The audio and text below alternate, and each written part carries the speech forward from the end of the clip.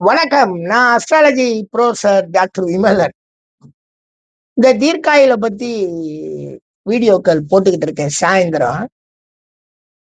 உங்களுக்கு காலையில குடுக்கறதுக்கு ஒரு வீடியோ என்னன்னா, பொதுவாக தீர்க்காயிலு குறிக்கப்பட்டுள்ளது. டினோட்டட் டினோட்டட் அப்படின்னு சொல்றோம். அப்படின்னா,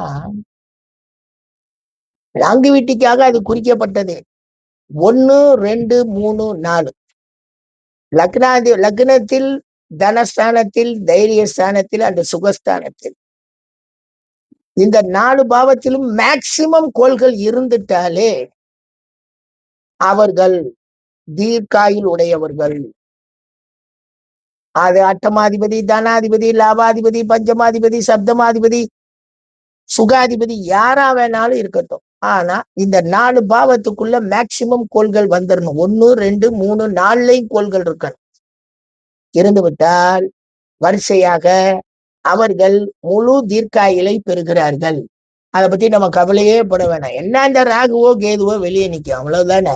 மீதி மேக்சிமம் 5க்கு மேல, 5 கோள்களுக்கு மேல 8 கோள்கள் இருந்தாலும் அந்த 1, 2, 3, 4ல அவர்கள் தீர்க்காயுள் பெறுகிறார்கள். நன்றிங்க. பல பிரச்சனைகள்ல இருந்து அவங்களுக்கு தீர்வு கிடைக்கும். தேங்க்யூ.